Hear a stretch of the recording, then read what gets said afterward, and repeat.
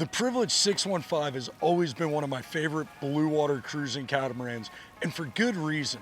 It's an excellent sailing boat, robustly built with redundant systems found throughout. My name is Wiley Sharp with Catamaran Central, and today I'm on board Tehiya in beautiful Martha's Vineyard. I'd love to show you why the Privilege 615 is such an excellent platform. Tehiya is a two-owner 2009 Privilege 615 owner's version, which is one of the most unique layouts available in any cruising catamaran because of the full beam master. As we're going through the boat today, take notice of how well maintained this boat is. As a 2009 with only two owners, they have been great stewards of what Allure Marine built back in 2009. We're going to begin today's tour here on the Flybridge. Now, the Privilege 615 really was the first modern cruising catamaran to successfully integrate a flybridge into the hull design and really change the course of modern catamaran design history. And on Tehiya, we have a very well thought out flybridge. So we've got the VHF antenna, our Yanmar control panels, and then just below the chart plotter, we've got a couple of B&G multifunction displays, as well as the autopilot control head. Not only do we have full B&G electronics, including radar and AIS here at the port side helm, but something unique to this boat, not often found on 615s, is pretty much everything here on the port helm is mirrored on the starboard helm. You've heard me say this time and time again that a well thought out flybridge is not only about visibility, which we have fantastic visibility from this point, but also ease of sail control. And with 4 powered winches and 2 manual winches, you have complete command of everything happening aloft while sitting at either the port or starboard side helm. And from a guest perspective, in between the 2 helms aft, we have a beautiful day bed with coamings all the way around, allowing you to either sit up or lay down. And another nice touch that they added to this flybridge is the centerline coffee table. For the flybridge, let's go ahead and make our way up to the foredeck, but a few things I'm going to point out on our way up there. First thing is how high the lifelines are, as well as how robust they are. So there's a lot of things going on here on the foredeck that are worth pointing out, but being a sailboat, let's go ahead and talk about the rig first.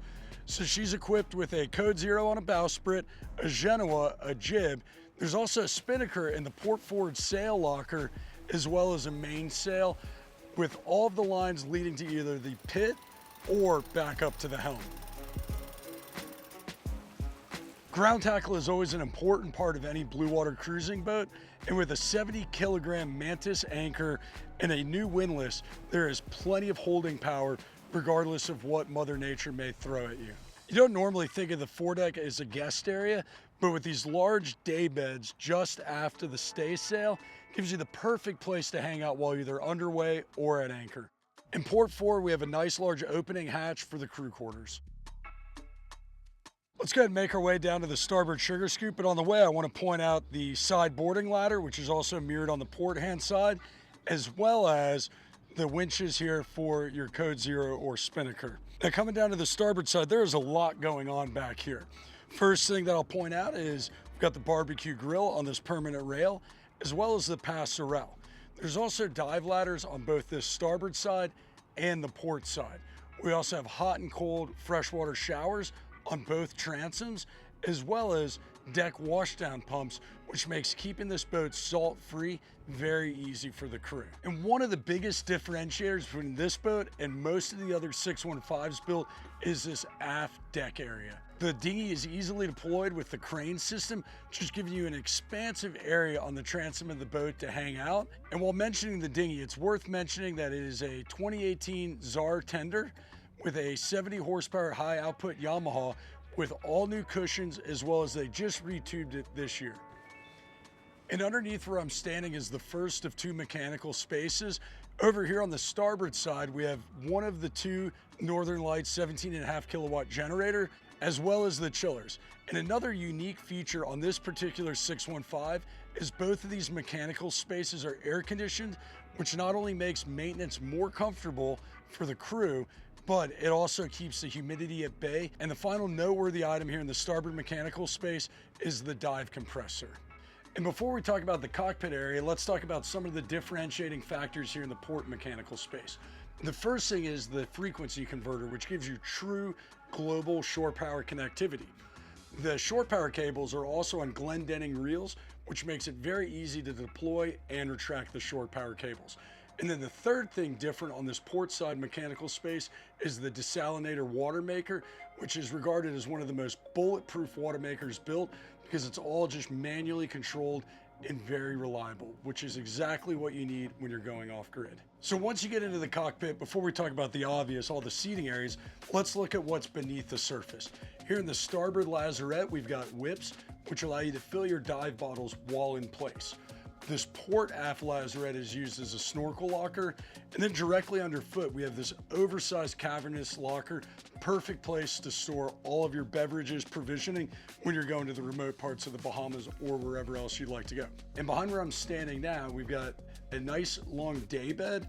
We've got a cooler integrated in this beautiful teak coffee table, and just forward to that we have the bosun's locker, as well as a chilled and remineralized water spigot. And over here, starboard forward in the cockpit, we have the L-shaped settee for alfresco dining. Currently, it's configured for dining for 6, but when you put the leaf in the table, it allows you to comfortably seat 8 people for meal service. And one last noteworthy feature back here is the full enclosure, which was replaced in 2025.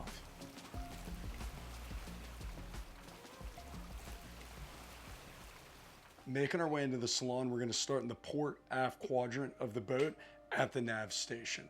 It's important for any blue water boat to have a well thought out and laid out command center, and Tehiya definitely has that going on. We've got all of our DC switches behind this cupboard here, all of our AC switches here, a full set of B&G electronics that mirror what we have at the helm. And then directly above that, we have inverter controls, remote starts for the generators, tank monitors, and a few other things necessary to operate this vessel. Port forward in the salon, we have the interior dining space on board Tehiya, which has a high-low table and storage underneath the settee. Just starboard to the center line, we have the controls for the audio-visual system on board the boat. And then outboard of that, we have an additional lounging space, personally my favorite part of the salon. And then starboard aft in the salon, we have the wet bar, which is the perfect place for drink service or doing light canapes. We've got so much going on here, including an ice maker, refrigerator, filtered water, as well as a sparkling water faucet. There's also tons of storage underfoot in the salon, including a deep freezer just starboard of centerline. Let's go ahead and make our way down the starboard companionway. The galley on the Privilege 615 is set up for a professional chef.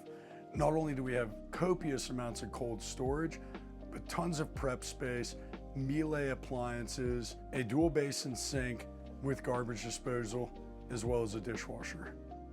The luxury found throughout the boat is also carried through in the crew spaces, and you can see that perfectly clear in this captain's cabin with the oversized big screen TV, seating area on the outboard side, and copious amounts of storage.